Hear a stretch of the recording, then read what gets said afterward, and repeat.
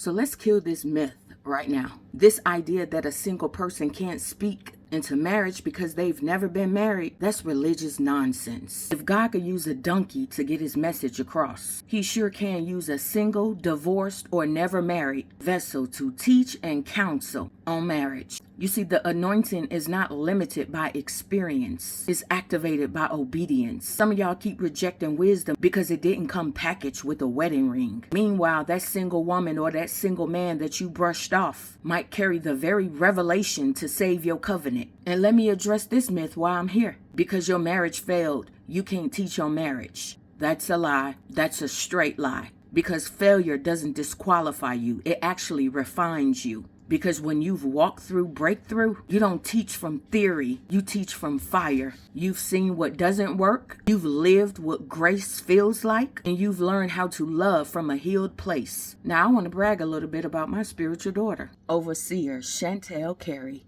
Listen, the oil on her life is undeniable. The women's retreats, the men's sessions, the counseling ministry she built, powerful, pure, and prophetic. And here's what I love most. She's connected to my ministry. She's a part of my core accountability team, and I'm blessed to be her spiritual leader. What God is doing through her is a reflection of what happens when you plant it on good soil. This ministry is not just about titles and talk. It's about raising up voices with real revelation and real fruit. So stop disqualifying people based on assumptions and appearances. God doesn't check resumes, he checks hearts. The same God who called prophets from the wilderness, used fishermen to flip nations, and spoke through a donkey, can absolutely raise up a single woman or a single man to speak divine truth about marriage. And for the ones still saying, I don't want no single person to counsel me on marriage, that's fine, dear. That's your preference. But don't make your preference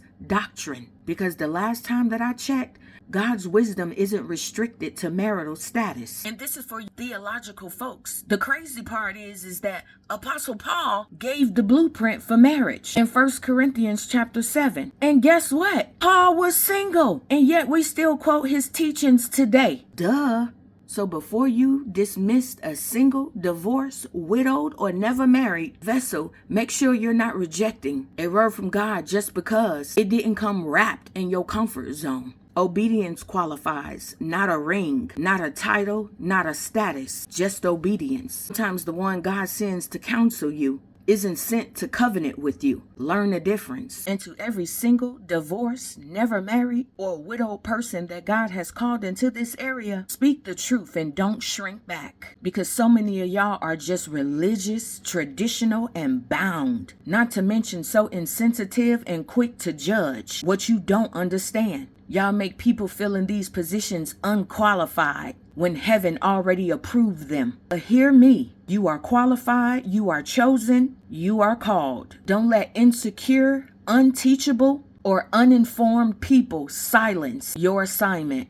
Ignorance will always speak louder than wisdom, especially when pride is in the room. But keep speaking anyway, because the right ones will hear you in the spirit. Keep your posture pure, your motives clean, and your mouth obedient, because the oil that you carry came with a cost, and don't apologize for it. Yep, I said it. Here are some reflection scriptures that you can meditate on. 1 Corinthians chapter 7, verse 32 through 34. 1 Corinthians chapter 2, verse 13. Numbers chapter 22, verse 28. Jeremiah chapter 1, verse 7. God bless you.